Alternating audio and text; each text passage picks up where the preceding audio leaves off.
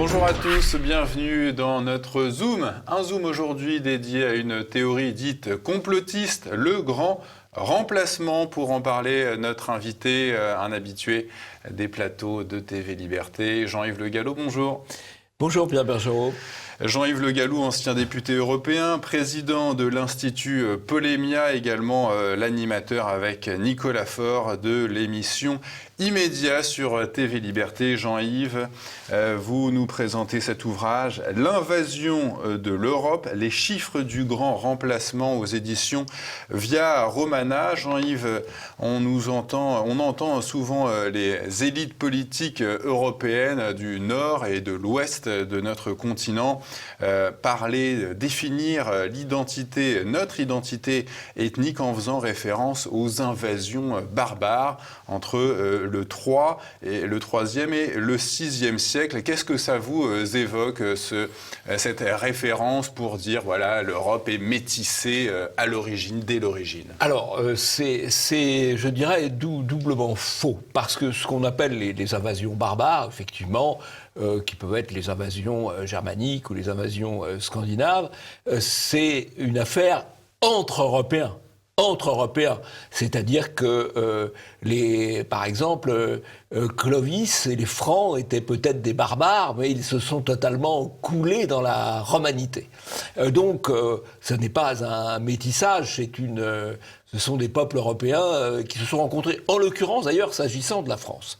S'agissant de la France, ce qu'on appelle les invasions barbares, ça a modifié le substrat de la population française à hauteur de quelques pourcents sur quelques siècles. Et il y a une histoire de la population française écrite par un grand démographe, Dupaquier, dont je recommande la lecture. Donc quelques pourcents sur quelques siècles, avec des Européens en Europe. Ça n'a rien à voir avec ce qui se passe aujourd'hui, où ce sont 20% en quelques dizaines d'années. Là, j'ai raisonné à l'échelle de la France, à l'échelle de l'Europe. Le peuplement européen, tel qu'il existe aujourd'hui, remonte à plus de 5000 ans. Il remonte aux migrations indo-européennes et il n'a pratiquement pas bougé depuis. Sauf de manière tout à fait marginale. Et donc on a eu une population européenne stable, avec parfois des échanges entre différents peuples européens, voire des conflits bien sûr, alors qu'aujourd'hui, en quelques dizaines d'années, c'est un bouleversement considérable avec des gens qui arrivent avec des origines raciales, des origines religieuses, des origines civilisationnelles différentes, sinon radicalement différentes des nôtres. Donc ça n'a rien à voir. Une grande stabilité du peuplement jusque dans les années 60, un grand bouleversement depuis les années 1960. Alors justement, vous l'expliquez très bien dans votre ouvrage, à partir des années 60, tout a basculé. Est-ce que les décolonisations sont à elles seules l'élément déclencheur, Jean-Yves, des migrations du monde africain et musulman vers l'Europe? Non, je ne crois pas. Alors, il y a plusieurs manières d'approcher le problème. La première manière, c'est de considérer les différences de pression démographique.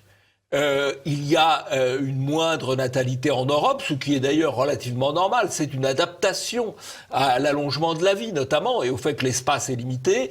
Et il y a une très grande dynamique démographique en Afrique et dans le monde arabo-musulman. Bon, il faut savoir que l'Afrique, c'est 100 millions de personnes en 1900, c'est 1,4 milliard maintenant. Donc, on peut dire que la colonisation et les bienfaits du monde européen, du monde occidental, des médicaments, ça leur a rendu de grands services. Ça, c'est la première donnée, la donnée en grande masse démographique. Mais ça ne suffit pas à expliquer. Je crois que ce qu'il y a surtout, c'est un appel d'air en termes de facilité de la vie. Les régimes sociaux.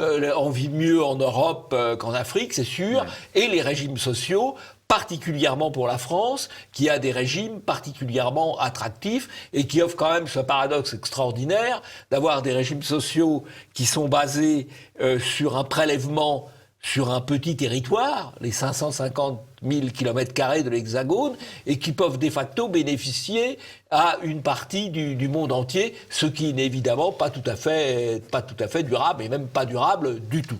Et alors justement, vous développez aussi l'idée selon laquelle, évidemment, à partir des années 60, la France, en pleine reconstruction, a besoin de main-d'œuvre et c'est dès lors le patronat qui va inciter, en tout cas, les représentants du gouvernement à faire venir de la main-d'œuvre. Oui, alors il y a une responsabilité du patronat qui est tout à fait incontestable, notamment sous la période Pompidou. Le patronat a fait venir une immigration au départ de travail. Ensuite, cette immigration de travail qui avait comme vocation, au fond, d'être là à titre provisoire. Les gens venaient, ils travaillaient, ils repartaient. On est passé à une installation quasi définitive et une immigration de peuplement avec le regroupement familial et les entrées au titre de ce qu'on appelle l'immigration humanitaire. Sachant que le patronat continue toujours d'être favorable globalement à cette immigration pour une raison très simple, c'est que ça permet de peser à la baisse sur les salaires. Alors on voit ça dans différentes corporations, on a pu voir ça notamment dans le bâtiment, dans la restauration, on voit ça aujourd'hui dans tout ce qui est distribution par Internet, et vous voyez les grandes plateformes où le client est en contact avec des robots quand il commande, et à la fin il est en contact avec un esclave quand il est livré. Je pense par exemple à des plateformes type Amazon ou Uber Eats qui profitent de bas salaires, de bas revenus. Pour quelle raison ? Parce qu'il y a une main-d'œuvre très abondante. Et pour quelle raison il y a une main-d'œuvre très abondante ? Parce que les frontières sont ouvertes. Et dernier facteur de cette migration du monde africain et arabo-musulman vers l'Europe, vous le citez, c'est la pression qu'exerce l'idéologie des droits de l'homme avec une propagande médiatique, ce que vous appelez une tyrannie des juges qui engendre cette culpabilisation permanente. Alors, on a à la fois la culpabilisation permanente et effectivement un droit qui est un droit fondé sur les intérêts des individus et qui ne permet plus la défense du droit à l'identité des peuples, et qui est un droit qui descend en cascade, puisque vous avez la Cour européenne des droits de l'homme qui prend un certain nombre d'arrêts de principe qui sont eux-mêmes traduits en droit français par le Conseil constitutionnel, avec le Conseil d'État, la Cour de cassation, des jurisprudences. Par exemple, le regroupement familial, Giscard l'a autorisé, puis a tenté de l'interdire, et finalement c'est une décision du Conseil d'État qui l'a imposé. Il faut savoir qu'aujourd'hui, 80 voire 90% de la législation française sur l'immigration, ce sont les juges qui la font. Et c'est un peu vrai aussi, mais à un moindre degré, dans les autres pays européens. Alors, ce sont les juges, ce n'est pas le peuple, et ce ne sont pas non plus les élus. Alors justement, pour revenir sur cette théorie créée par Renaud Camus, le grand remplacement... Pour Renaud Camus, ce n'est pas une théorie, c'est un fait. C'est un constat. Je me permets de me faire là son porte-parole. Bon, sachant que avec ce livre, on est un peu dissident, puisqu'on apporte un certain nombre de chiffres, alors que Camus ne s'intéresse pas aux chiffres. Il dit « ouvrez les yeux, regardez ». Voilà. Et il se méfie des statistiques, à juste titre, parce que les statistiques, c'est un exercice très difficile. Mais ce livre, précisément, essaye de montrer que ce qu'on voit, on le retrouve aussi dans les chiffres. Alors, justement, on va en parler des chiffres, Jean-Yves.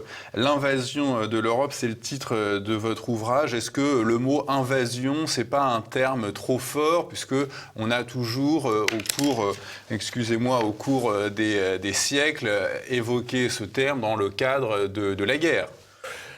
Oui, mais les migrations non guerrières sont aussi importantes. En l'occurrence, qu'est-ce que c'est qu'une invasion ? C'est l'arrivée massive de gens venus d'ailleurs que vous ne souhaitez pas. Bon, or Alors, c'est précisément venus d'ailleurs, ça. mais armés ou pas, et il y a des Français qui sont tout à fait favorables à l'arrivée de ces populations. Oui, mais bien sûr, mais... Ces gens-là ne sont pas armés, ils sont pour la plupart assez... Camus vous dirait qu'il y avait des Français qui étaient tout à fait favorables à la présence de l'armée allemande aussi entre 39 et entre 40 et 44. Pourquoi pas? Camus vous dirait ça. Moi, je cite Camus là en l'occurrence. Ouais. Bon, non, si vous voulez, il y a les clandestins. Ce sont des gens qui ne sont pas désirés, qui rentrent. Oui, qui violent le territoire, la frontière quand française. ils reçoivent l'ordre de partir, ne repartent pas. Eh bien ça, c'est une invasion.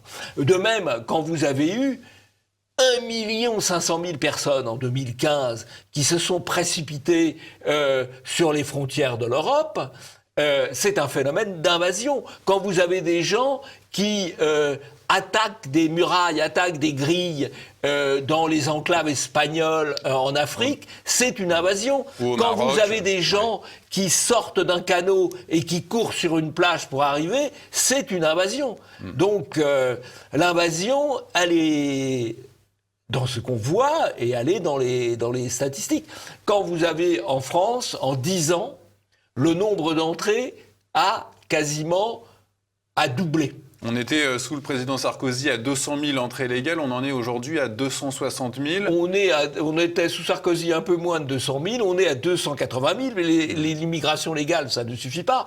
Il faut rajouter les 160 000 demandeurs d'asile, qui sont tous des clandestins. Il faut rajouter les 50 000 mineurs isolés, qui ne sont ni mineurs ni isolés. Donc on est aujourd'hui à des flux d'entrée en France à hauteur de l'ordre de 500 000 personnes. Donc c'est considérable. Alors on va vous dire, mais 500 000 personnes, ça n'est jamais qu'1%. Mais ce n'est pas exact, parce que c'est 500 000 personnes dans une tranche d'âge donnée, entre 20 et 40 ans, et principalement des hommes.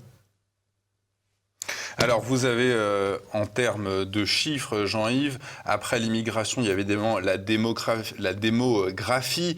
Il y a ce chiffre en France, plus de 20% de la population n'est plus ni d'origine, ni de civilisation européenne. En Allemagne, 1 habitant sur 3 de moins de 20 ans est en lien avec l'immigration. En Suède, 25% de la population est issue du monde non européen. Donc, vous recoupez tous ces chiffres-là. Voilà. Alors, le livre, effectivement, présente une photographie de la situation dans les différents pays européens. Et vous avez tout à fait bien fait de citer la Suède, l'Allemagne, la France, qui sont des pays où aujourd'hui, effectivement, entre le 5e et le quart de la population appartient à une autre ère de civilisation que la civilisation européenne, ce qui est évidemment un problème absolument majeur. D'autant plus que ça veut dire que dans beaucoup d'endroits, dans beaucoup de territoires, on est à 50%, 60%. C'est-à-dire que là, on a véritablement un phénomène de colonisation. Une partie du territoire de l'Allemagne, une partie du territoire de la France, une partie du territoire de la Suède, pour ne citer que ces pays-là, mais on pourrait aussi citer la Belgique, on pourrait aussi citer les Pays-Bas, on pourrait aussi citer l'Angleterre.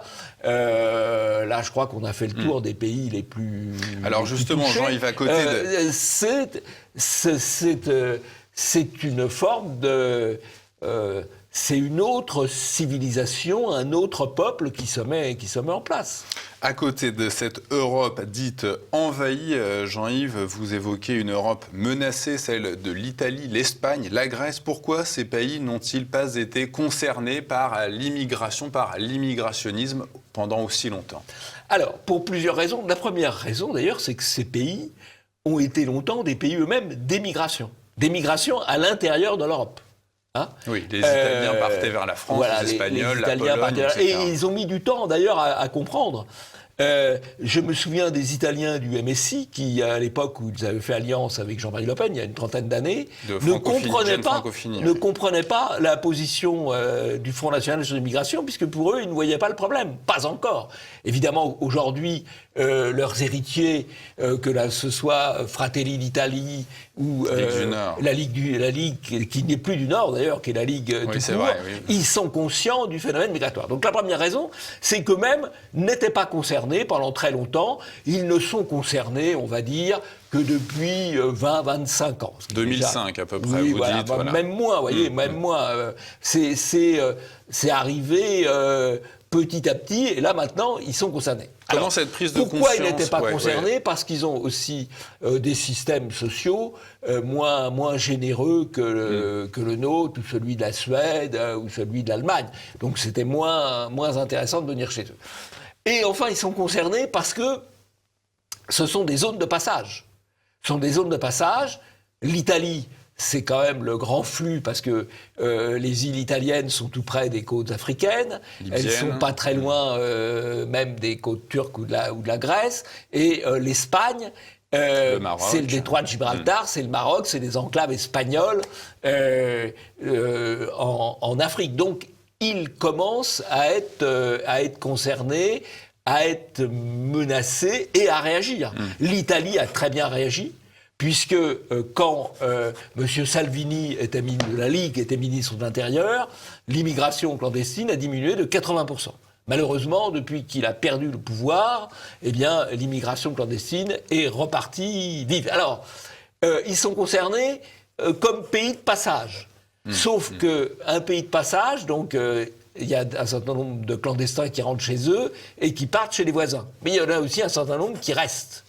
Et vous voyez aujourd'hui, dans les villes italiennes ou dans les villes espagnoles, une population, notamment africaine ou arabo-musulmane, que vous ne voyiez pas il y a seulement 15 ans.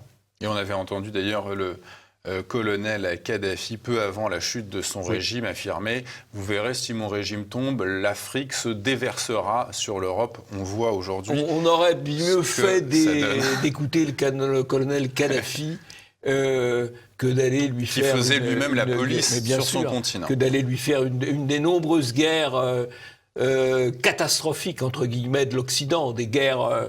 américaines auxquelles les Français ont très largement participé et qui ont déstabilisé à la fois le Proche-Orient, l'Irak, la Syrie et puis la Libye. Ce sont ces guerres des États profonds qui ont contribué aussi à nourrir l'immigration, bien sûr. Et enfin, Jean-Yves Le Gallou, il y a cette Europe que vous qualifiez de résistante à l'immigration, c'est celle des pays du Visegrad, la Hongrie, la République tchèque, la Slovaquie, la Pologne. D'où leur vient cet esprit de résistance à ces pays ? Je crois que les élites de ces pays, les élites dirigeantes, y compris les hommes politiques, ont d'abord été sélectionnés par la dissidence au système soviétique. Donc, ils ont été sélectionnés par des épreuves un petit peu plus rudes que les classes politiques, que celles qu'ont pu rencontrer les classes politiques occidentales. Premier élément. Deuxième élément, c'est des pays qui ont bénéficié d'un certain point de vue, ça c'est une contrepartie, d'un certain conservatisme finalement de l'époque soviétique, conservatisme en termes de valeurs. Et donc vous avez des élites qui sont les élites polonaises, je parle des élites politiques là, les élites polonaises, les élites tchèques, les élites hongroises, qui sont attachées à défendre finalement l'identité de leur peuple et qui le font de manière très simple. Vous savez, l'ancien président tchèque Václav Klaus, qui a été un dissident tchèque à l'époque soviétique, qui a ensuite été plutôt libéral, qui a été Premier ministre, a écrit un livre sur l'immigration en Europe, qu'il a traduit dans 7 ou 8 langues. Et il était venu présenter son livre en France, et je lui avais demandé, mais que faut-il faire pour arrêter l'immigration selon vous ? Et il m'avait répondu cette chose très simple, il suffit de dire non. Il suffit de dire non. Et c'est ce qu'ont fait les gouvernants de Visegrad, c'est ce qu'a fait Orban. Il a dit non, nous n'en voulons pas. Et ils n'en ont pas eu. Et pour le moment, ça tient. J'espère que ça continuera à tenir. Parce que malgré tout, la propagande mondialiste, la propagande immigrationniste se répand aussi chez eux. Simplement, la différence entre chez eux et chez nous, c'est que chez eux, il y a une presse pluraliste. C'est-à-dire qu'en Hongrie, en Tchéquie, en Pologne, il y a une presse politiquement correcte comme la nôtre. Sauf qu'il y a aussi une presse plus nationale, plus identitaire, plus conservatrice. Donc il y a un certain équilibre et les opinions publiques ne sont pas exclusivement façonnées par le politiquement correct. J'espère que ça durera. Justement, concernant le Premier ministre hongrois Viktor Orban et son parti, le Fidesz, comment vous expliquez que ce parti soit toujours toléré au sein du PP, le Parti populaire, le grand parti libéral du Parlement européen? Alors, je pense que les dirigeants de ce parti ont fait la balance entre le garder, le PP, d'en garder au sein du PP, Parti populaire européen, avec comme inconvénient d'avoir, entre guillemets, pour employer leur vocabulaire, un trublion en leur sein, et l'inconvénient de le chasser, qui en aurait fait le leader incontesté de l'opposition nationale et identitaire dans l'ensemble de l'Europe. Et donc, ça l'aurait sanctuarisé, et donc, ils ont choisi de cantonner le mal, en quelque sorte, tout en cherchant à l'éliminer en Hongrie. Concernant le monde politique, vous dénoncez justement la diabolisation, la stigmatisation de toutes les personnalités qui s'insurgent contre l'immigrationnisme. Pourquoi sont-elles systématiquement qualifiées de racistes ? Pour les faire taire et pour empêcher les gens d'en parler. Vous savez, il y a deux hommes de pouvoir qui viennent de publier 2 livres sur l'immigration aujourd'hui. Monsieur Stefanini, qui a été secrétaire général de l'immigration auprès du ministère de l'Intérieur, et Monsieur Leski, qui est patron de l'Office de l'immigration et de l'intégration. Tous les deux sont assez critiques sur les politiques suivies. Mais ils commencent par dire, notamment dans la 4e de couverture et l'intérieur, attention, surtout, il faut certes se garder des discours utopistes, mais surtout, il faut se garder des discours de haine, parce qu'ils ont la terreur d'être accusés de haine, de racisme, que sais-je encore. Et donc, il faut une description des faits assez juste et des propositions qui sont à la hauteur du 10e de ce qu'il faudrait faire. C'est quoi la définition du racisme, Jean-Yves Le Gallou? Parce que beaucoup de gens sont accusés de racisme, mais c'est quoi le racisme? Écoutez, le racisme, c'est une notion incapacitante. C'est une accusation incapacitante qu'on n'argumente pas.